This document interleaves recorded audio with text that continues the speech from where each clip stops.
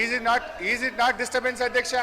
ఒకటి. రెండవది అధ్యక్ష, ఇప్పుడు నేను కోమటిరెడ్డి గారికి ఘాటుగా సమాధానం చెప్పగలుగుతా, కానీ నా బాధ ఏంటంటే ఇట్ విల్ డీవియేట్.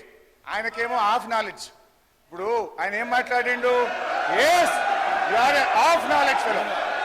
అధ్యక్ష, హరీష్ రావు గారు, ఐ విల్ టెల్ ఆ మాటను విరమించుకోండి.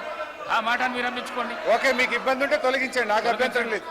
రైట్ అధ్యక్ష, ఆ పదాన్ని తొలగించండి.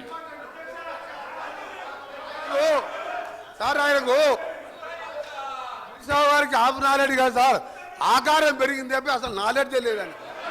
ఆకారం పెరిగింది, ఆయన నాలెడ్జ్ ఎక్కడ సార్? ఆయన ఒక డమ్మీ మినిస్టర్, ఆయన డమ్మీ అల్లుడు. ఆయనకు హాఫ్ నాలెడ్జ్ కాదు, ఆకారం పెరగానే సరిపోదు, బుద్ధి ఉండాలి. దళితులు ముఖ్యమంత్రి అన్నాడా లేడా? మీ మామ అన్నాడా లేడా? తప్పు చెప్పు, మీ మామ అన్నాడా లేడా? స్పీకర్ సార్, ఇదే కోమటిరెడ్డి వెంకటరెడ్డి గారు 50 కోట్లకు పిసిసి అధ్యక్ష పదవి కొనుక్కున్నారు రేవంత్ రెడ్డి గారని ఈయనే చెప్పింది కదా సార్. మరి దాన్ని ఏమంటారు అధ్యక్ష?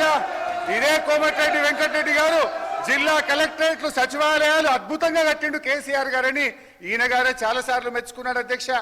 ఇవాళ నేను ఎందుకు ఆ మాట అన్నంటే అధ్యక్ష, కోమటిరెడ్డి వెంకటరెడ్డి గారు మేము అగ్రికల్చర్ కు 72,000 కోట్లు పెట్టామన్నాడు.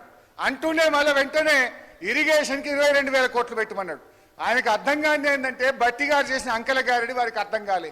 వారు పెట్టిన అగ్రికల్చర్ 72,000 కోట్లలో అన్ననే ఇరిగేషన్ ఉన్నది, అన్ననే కరెంట్ ఉన్నది, అన్ని కలిపి మాయ చేసి అగ్రికల్చర్కి ఏదో ఎక్కువ పెట్టినా అని బట్టి గారు చేసిన మాయను ఆయన అర్థం చేసుకోక అగ్రికల్చర్ 72 వేరే చెప్పిండు, ఇరిగేషన్ 22 వేరేగా చెప్పిండు.